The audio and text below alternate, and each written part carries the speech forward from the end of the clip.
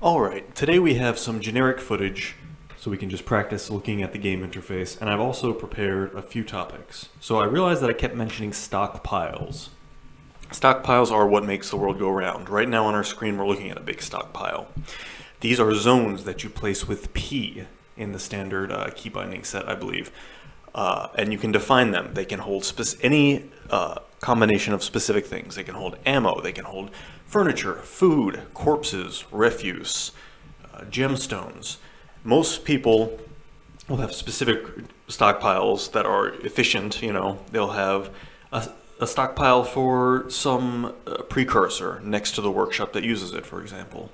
I am not that efficient, and I often cheat with Fast Dwarf in DF Hack. So for that reason, my stockpiles are often one of two kinds. And you can steal this if you'd like to just, it's easier than worrying about all the details. I have one for indoors, and it includes everything that doesn't rot. It includes preserved food in barrels, it includes possessions, items, things we've made, things we need, everything. Stone from the walls, wood. And I specifically don't let them store. See, all these grids of looking item things are just stockpiles. Are stockpiles that I've set to contain everything except for corpses and refuse, because these will both rot, and underground or inside they will create a stink that makes your dwarf sick. This is called Miasma, and it has negative effects. So these stockpiles you can see all over the screen, everywhere now.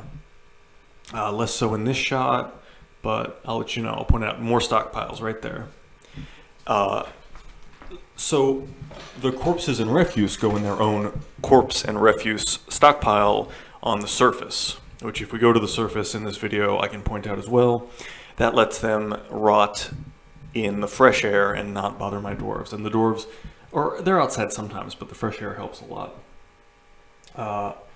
Let's talk about contaminants. So contaminants in water, on the ground, on clothes, on everything. You can wash dwarves with a waterfall, and they actually like that. That improves their mood. They don't like being caught in the rain for some reason. So if water falls down on them from the rain, they'll be unhappy. But if you dump water on them, like rain from something, they will actually enjoy that, and it will clean them. And cleaning has all the benefits that you would expect. Okay, now we're on the surface. See, these stockpiles have little bones in them, because those are just random little animals, things that have died and has been moved to a stockpile and has now turned to bones, rotted away. You can see there on the top left is that stockpile. And the other thing, so we've talked about draining water, we've talked about moving it around and doing what you want with it, and that really is one of the best parts of Dwarf Fortress. So creating like an internal waterfall where dwarves pass through when they're washed can be really good. Oh, the other thing I wanted to talk about was fishing. Now, if you let your dwarves fish, they will all fish. Fishing is the favorite activity of dwarves.